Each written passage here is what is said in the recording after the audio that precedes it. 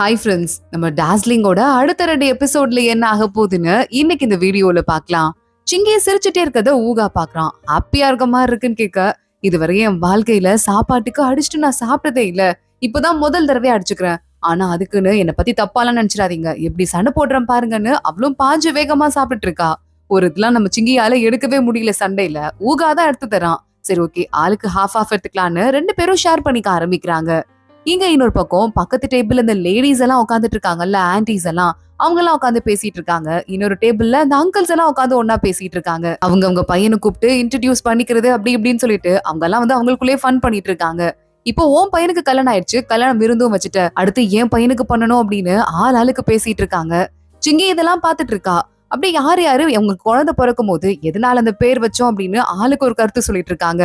சிங்கியோட பேருக்கு எல்லாரும் சேர்ந்துட்டு உன் பேருக்கு என்னதான் அர்த்தம், எதுக்கு உங்க அப்பா வச்சாருன்னு கேட்க, என் பேருக்கு கிளியர் ஸ்கைன்னு அர்த்தம், என்னோட வாழ்க்கையும் எந்த ப்ராப்ளமும் இல்லாம கிளியர் ஸ்கையா இருக்கணும்னு சொல்லிட்டு அப்பா அந்த பேர் வச்சாரு. ஏன்னா நான் அப்பதான் என்னோட கோலை அடைய முடியுமான்னு சொல்ல, சரி ஓகே உனக்கு மட்டும் கிளியர் ஸ்கை இருக்கு, எங்க வானமெல்லாம் மேகமூட்டமா இருக்குன்னு சொல்லிட்டு மத்தவங்க எல்லாம் கிண்டல் பண்ணிட்டு இருக்காங்க. அங்க பார்த்தா அந்த திருட்டு பையன் ஒரு பையன் இருந்தான்ல, அதான் நம்ம ஊகாட்ட கூட அடி வாங்கினால, அந்த பையன் பக்கத்துல ஒரு டேபிள்ல உட்காந்துட்டு இருக்கான். அவன் பக்கத்துல உட்கார்ந்து இருக்கவன் ஏத்தி ஏத்தி விட்டுட்டு இருக்கான். எப்படா ஊகா உன்னோட எல்லாத்துலயுமே பெஸ்டாவே இருந்துட்டு இருக்கான், அத கூட விடு, இந்த சிங்கி இருக்காளே டவுன் ஃபிகரு, அந்த ஃபிகரை கூட உன்னால தொட கூட முடியல, ஆனா ஊகா பக்கத்துல உட்காந்துட்டு இருக்கா பாரு அப்படின்னு சொல்லிட்டு அவன் பாட்டுக்கு ஏத்தி விட, இன்னைக்கு அந்த பொண்ணை நான் எப்படி தொடுறேன்னு மட்டும் பாடுறான்னு சொல்லிட்டு அந்த திருட்டு பையன் நல்லபடி சரக்கா அடிக்க ஆரம்பிக்கிறான். டைம் ஓடிட்டே இருக்கு, பார்ட்டி அதிகமாயிட்டே இருக்கு. இங்க பார்த்தா நம்ம சிங்கி ஊகாவோட ஃப்ரெண்டு கூட சேர்ந்து கேம் விளையாடுறேன்னு சொல்லிட்டு தோத்து போயிட்டு அவ பாட்டு குடிச்சிட்டே இருக்கா. பாட்டி பாக்குறாங்க. சரி பிள்ளைங்களை டிஸ்டர்ப் பண்ண வேணாம், எவ்வளவு ஜாலியா விளையாடுறா பாரு, இப்படி அவ சிரிச்சு வந்ததுல இருந்து நான் பார்க்கவே இல்லைன்னு ஊகாவோட அம்மாவை கூட்டிட்டு நம்ம 2 பேரும் கிளம்பி போலான்னு சொல்றாங்க. ஊகா அவங்க அம்மா கூப்பிட்டு பத்திரமா சிங்கிய வீட்டுக்கு கூட்டு வந்துரு புரியுதான்னு சொல்லிட்டு பாட்டியும் அம்மாவும் அங்க இருந்து கிளம்புறாங்க. டைம் ஓடிட்டே இருக்கு. ஊகாவும் சிங்கிய உட்காந்து பாத்துட்டே இருக்கான். அவளா ஃப்ரெண்டு கூட குடிச்சு கேம்ல தோத்து மறுபடியும் குடிச்சிட்டு இருக்கா.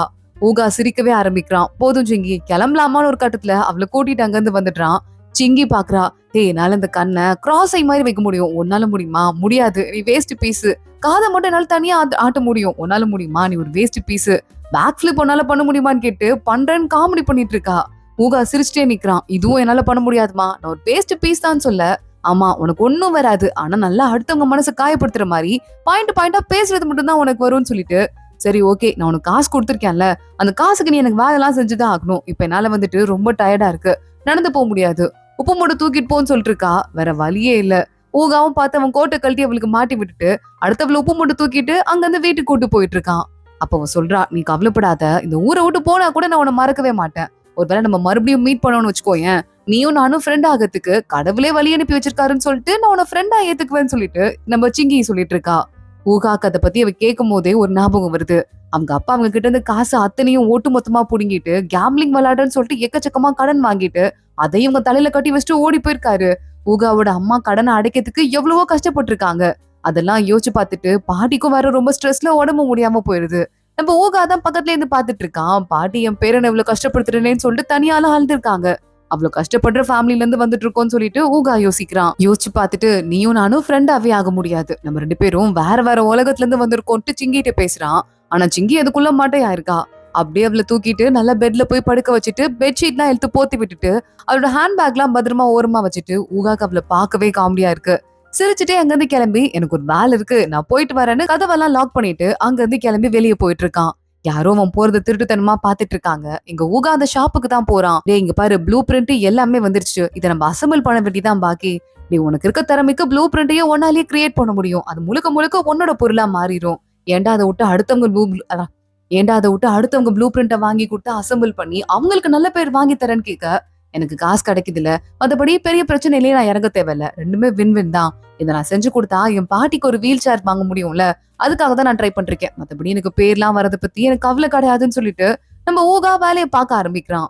வேலை பார்த்துட்டு இருக்கும் போதே மறுபடியும் சிங்கி ஞாபகம் வந்துருது. அதை பத்தி யோசிச்சு அவன் பாட்டுக்கு சிரிச்சிட்டு இருக்கான். மழை வரத்துக்கு இடி இடிக்குது, பயங்கரமா வானம் ஊருமா ஆரம்பிக்குது. சத்தம் கேட்டு சிங்கியே ஏஞ்சிடுறா. ஊகான்னு சொல்லிட்டு கூட்டு பாத்துட்டு இருக்கா. டக்குன்னு ஸ்கிரீனை ஓபன் பண்றா. ஊகா அந்த இடத்துல இல்ல.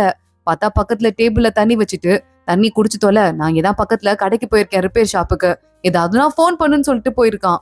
தண்ணியை குடிச்சிட்டு நல்லதான் செய்யறான். அதை கூட ஒரு அழகா செய்யறானா, அன்பா செய்யறானா, மிரட்டிக்கிட்டே இருப்பான்னு சொல்லிட்டு சிங்கி யோசிச்சுட்டு இருக்கா. ட்ரெஸ் மோந்து பாக்குறா. குடிச்சிட்டு வேத்ததுல பயங்கரமா நாறுது. ஆஹா ஒரு குளியல போட்டாதான் சரியாகும்னு சொல்லிட்டு குளிக்கிறதுக்கு பாத்ரூம் போயிட்டு இருக்கா. போயிட்டு நல்லா பாத்ரூம் டோர்லாம் லாக் பண்ணிட்டு தான் உள்ள போறா. பார்த்தா கதவு கிட்ட யாரோ வந்து நிக்கிறாங்க. சிங்கி குளிக்கிறதுக்கு ஆரம்பிக்கிறா. கதவை யாரோ திறக்கிற மாதிரியே அவளுக்கு ஒரு ஃபீலிங்கா இருக்கு. லைட்டா ஷவர் ஆஃப் பண்ணிட்டு என்ன நடக்குதுங்கன்னு சொல்லிட்டு கொஞ்சம் சிங்கி ஒத்து கேட்க ஆரம்பிக்க யாரோ கதவை ஓபன் பண்ண ட்ரை பண்றாங்க. சிங்கி கத்திட்டு இருக்கா. ஹலோ உள்ள ஆள் இருக்காங்கங்க, எதுக்கு திறக்குறீங்க, போயிட்டு வாங்கன்னு சொல்லிட்டு கத்த ஆரம்பிக்கிறா. ஆனா அப்பயும் கதவை ஓபன் பண்ற சத்தம் நிக்கிற மாதிரியே இல்ல. யாரோ போட்டு உடைக்கிறதுக்கு ட்ரை பண்ற மாதிரி இருக்கு. சிங்கி பயந்து போயிடுறா. நேரா ஊகாக்கு போன் பண்ணிருக்கா. ஊகா அதை அசம்பிள் பண்றதால போனே அட்டன் பண்ணவே இல்ல. அவன் பாட்டுக்கு அசம்பிள் பண்ணிட்டு சின்சியரா இருந்துட்டே இருக்கான். ஒரு கட்டத்துல கால் முடிய போற நேரத்துல நம்ம ஊகா போன் எடுத்துடுறான். என்ன சிங்கி அப்படின்னு சொல்லிட்டு கேட்டுட்டு இருக்கான். நான் குளிக்கிறதுக்கு வந்தேன்டா, யாரோ கதவை உடைக்கிறதுக்கு ட்ரை பண்றாங்க, சொல்லியும் போக மாட்டாங்க, பயமா இருக்குன்னு சொல்ல, நீ என்ன பண்ற, ட்ரெஸ் எடுத்து இப்பயும் போட்டுக்கோ, போட்டு ஓரமா அங்கேயும் எங்கேயாவது ஒளிஞ்சுக்கோ, கையில ஏதாவது ஸ்ட்ராங்கா ஒரு பொருள் எடுத்து வச்சுக்கோ, நீ எதுக்கும் கவலைப்படாத, நான் பக்கத்துலதான் இருக்கேன், வந்துருவேன்னு சொல்லிட்டு ஊகா அங்கிருந்து மின்னல் வேகத்துல வண்டி எடுத்துட்டு கிளம்ப ஆரம்பிக்கிறான். சிங்கியும் அதே மாதிரி ட்ரெஸ் எல்லாம் பண்ணிட்டு கையில ஒரு பெரிய கட்டை ஒண்ணு எடுத்துட்டு பாத்ரூம்லயே ஓரமா ஒளிஞ்சுக்கிறா.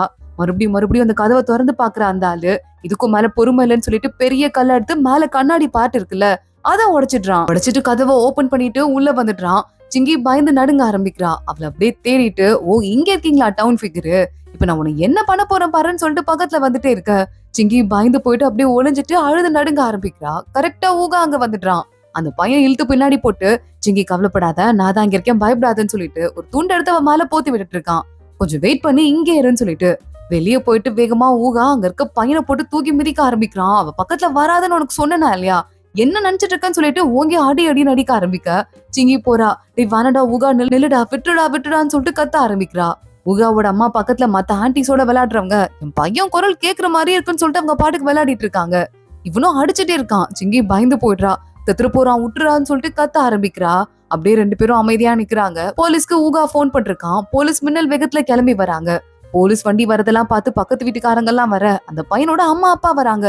என் தங்கத்தை யார் அடிச்சது, ஊகா உனக்கு எவ்வளவு தைரியம் தான் என் பையனை இப்படி சாகுற மாதிரி அடிச்சிருப்ப, என்னடா நினைச்சிட்டு இருக்க நீ, உன்னை போலீஸ்ல புடிச்சு கொடுக்க போறோம்னு அவங்க ரெண்டு பேரும் கத்திட்டு இருக்காங்க. என்ன ஆச்சு என்னாச்சுன்னு போலீஸும் கேட்க ஆரம்பிக்கிறாரு. இந்நேரம் ஊகா மட்டும் வரலனா நான் குளிச்சிட்டு இருக்கும் போது உள்ள வந்து அவங்க கிட்ட தப்பா பிஹேவ் பண்ணிருப்பான்னு சொல்லிட்டு அழுதுட்டே சிங்கி சொல்ல ஆரம்பிக்கிறா.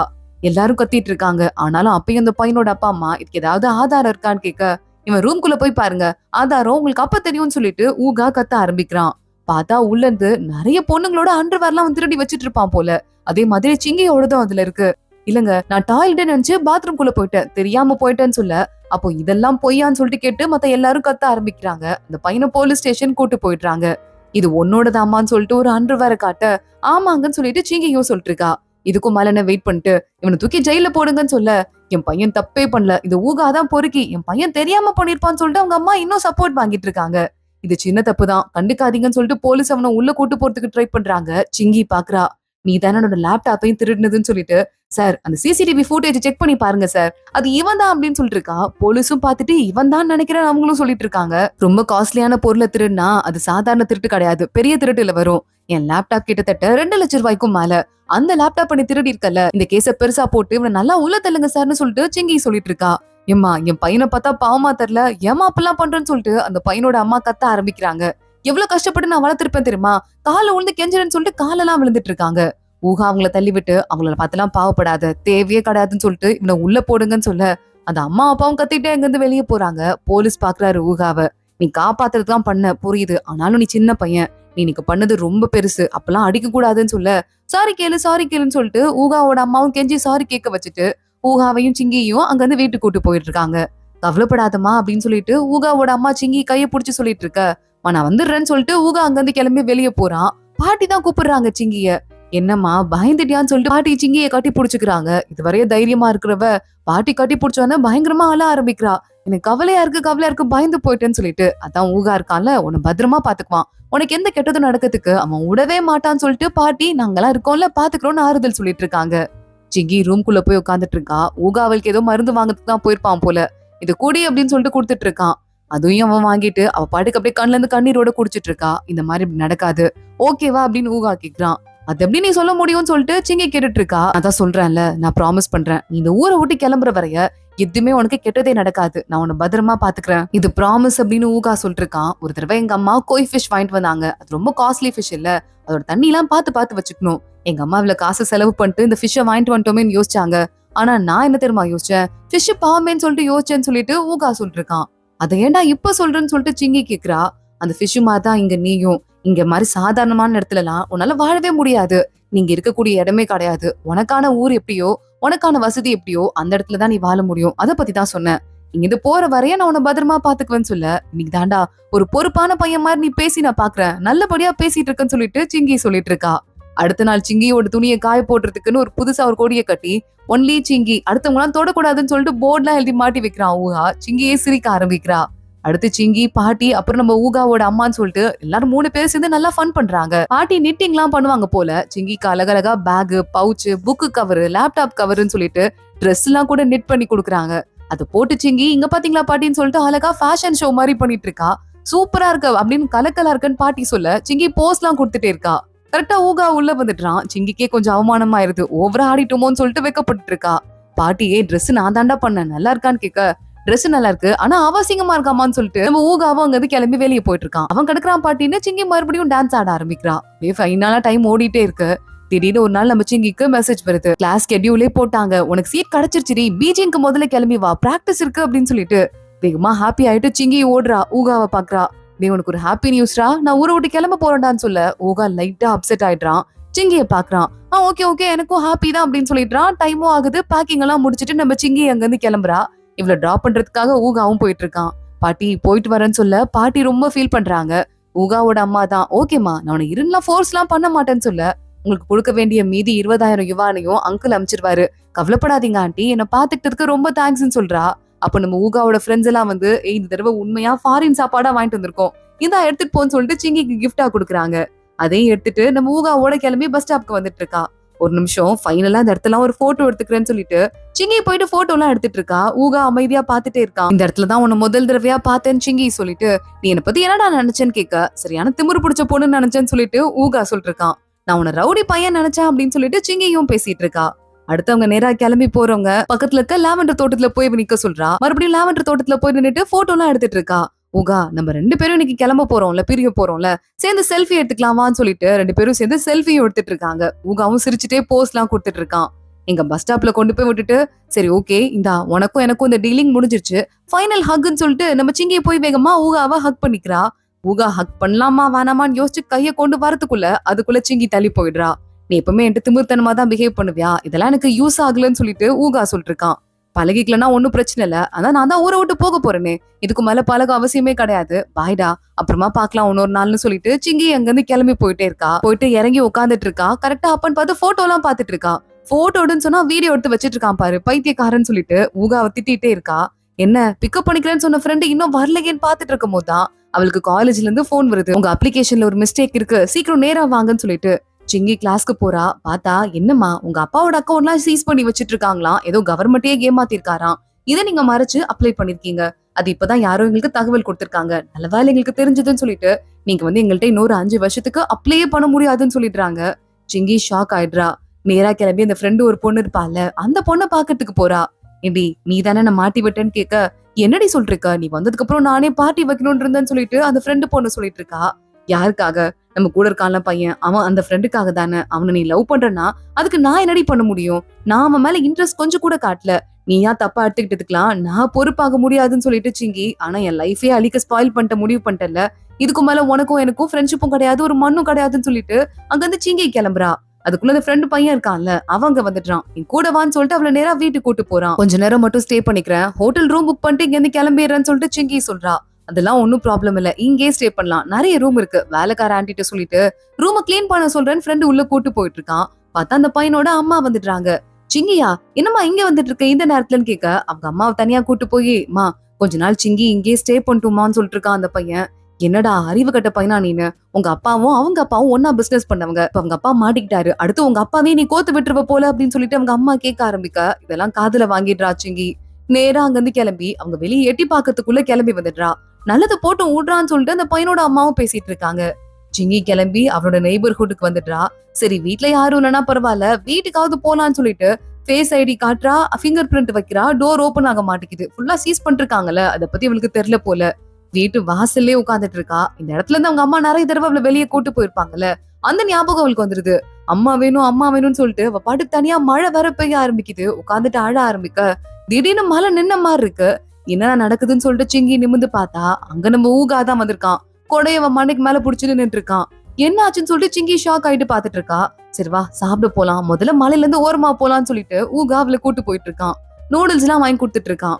என் அட்ரஸ் உனக்கு எப்படி தெரியும்னு கேட்க, எப்படியோ கண்டுபிடிச்சு வந்துட்டேன். நீ போட்டல இந்த அக்ரிமெண்ட், அதுல ஒரு மிஸ்டேக் இருக்கு. இன்னைக்கு நைட்டு 12 மணி வரைய நான் உன்னை பாத்துக்க வேண்டிய பொறுப்புல இருக்கேன். 11:45 தான் ஆகுது.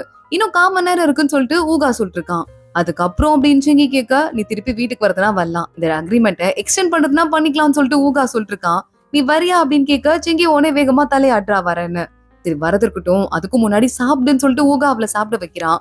கிளம்புறதுக்கு முன்னாடி ஒரு வேலை இருக்குடா, வா போலான்ட்டு ரகசியமா பின் கேட் ஒண்ணு இருக்கு, அது வழியா அவளோட வீட்டுக்குள்ள சிங்கி கூட்டு போயிட்டு இருக்கா. இது முன்னாடியே போயிருக்கலாம்னு ஊகா கேட்க, சோகத்துல அப்ப மறந்துட்டேன், இப்பதான் தைரியம் வருதுன்னு சொல்லிட்டு பின்கேட் வழியா உள்ள போயிட்டு, இது எல்லாமே அம்மா வச்ச செடி, பார்த்து கால் இல்லாம எல்லாமே வாடி போயிடுச்சுன்னு சொல்லிட்டு இருக்கா. இங்க பாரு சிங்கி, இந்த ஒரு செடி மட்டும் நல்லா இருக்குன்னு சொல்ல, ஆமாடா இது எங்க அம்மாவோட ஃபேவரட், இதை எடுத்துட்டு போலாம் அப்படின்னு சொல்லிட்டு அதையும் பேக் பண்ணிட்டு வீட்டுக்குள்ள கூட்டு போறா. இன்னும் வீடே ஐஸ் பெட்டிக்குள்ள வச்ச மாதிரி இருக்குன்னு சொல்லிட்டு ஊகா கேட்டுட்டு இருக்கான். சென்ட்ரலைஸ்ட் ஏசிடா அப்படின்னா உனக்கு தெரியவே தெரியாதா என்னன்னு சொல்லிட்டு கேட்டுட்டு நிம்மதியா உள்ள போய் உட்காந்துட்டு இருக்கா. இங்க இருக்க சர்டிபிகேட்லாம் உன்னோட தான் ஊகா கேக்குறான். ஆமா காம்படிஷன்ல வாங்குறதுன்னு சொல்லிட்டு ஃப்ரிட்ஜுக்குள்ள ஐஸ்கிரீம் இருந்ததே ஓபன் பண்றா. அப்படியே ஐஸ்கிரீம்லாம் அப்படியே இருக்கு. எல்லா பிளேவர் பாக்ஸையும் எடுத்து முதல்ல இதை சாப்பிடலாம், இதான் என் ஃபேவரட், இதை சாப்பிட்டு பாருன்னு சொல்லிட்டு நம்ம சிங்கி அடுத்து கொடுத்துட்டே இருக்கா. ஊகா சாப்பிடுறான். எல்லாமே நல்லதா இருக்கு, சூப்பரா இருக்குன்னு சொல்லிட்டு இருக்கான். அடுத்து நிறைய ட்ரெஸ் எல்லாம் எடுத்துட்டு போலான்னு சிங்கி உள்ள சூட் கேஸ் எடுத்துட்டு வந்துட்டு எல்லாத்தையும் எடுக்க, வேற ஏதாவது நான் ஹெல்ப் பண்ணுமான்னு ஊகா கேக்குறான். பாத்ரூம்ல என் ஸ்கின் கேர்லாம் இருக்கும், அதெல்லாம் அப்படியே தூக்கிடுவான்னு சொல்ல, தோ போறேன்னு சொல்லிட்டு அதை எடுத்துட்டு வரான். இப்ப உண்டியல சின்ன வயசுல காசு எடுத்திருப்பா போல, அந்த உண்டியல் இருக்கு, அதையும் உடைச்சு அந்த காசை எடுத்துக்கிறாங்க. அங்க இருந்து வீட்டை விட்டு வெளியே வரலான்னு ட்ரை பண்ணிட்டு இருக்கும் போது திடீர்னு பார்த்தா அங்க வெளியே காவலுக்கு ஆளுங்க நிப்பாங்க போல, அவங்க உள்ள வந்துட்டு இருக்காங்க. சிங்கி இப்ப என்ன பண்றதுன்னு ஊகா கேக்குறான். ஓடு ஓடுன்னு சொல்லிட்டு 2 பேரும் ஓடுறாங்க. சூரியன் வெளியே வரைய ஓடுறாங்க. டேய் நம்ம ரொம்ப தூரம் வந்துட்டோம்ல, எஸ்கேப் ஆயிட்டோம்னு சிங்கி கேக்குறா. எஸ்கேப்லாம் ஆயாச்சு, கவலைப்படாத அப்படின்னு ஊகா சொல்லிட்டு இருக்கான். கண்ணாடி வேற போட்டுட்டு இருக்க, சூரியன் வர கண்ணே தெரியாம நான் ஓடி வந்தேன்னு சொல்லிட்டு நம்ம ஊகா சொல்லிட்டு இருக்கான். சிங்கி சிரிக்க ஆரம்பிக்கிறா. சரி அதுக்கு முன்னாடி ஒரு வேலை இருக்கு, அதை முடிச்சுட்டு அப்புறம் போலான்னு சிங்கி கூப்பிடுறா. பார்த்தா அவங்க அம்மாவோட கல்லறைக்கு போயிட்டு இருக்கா.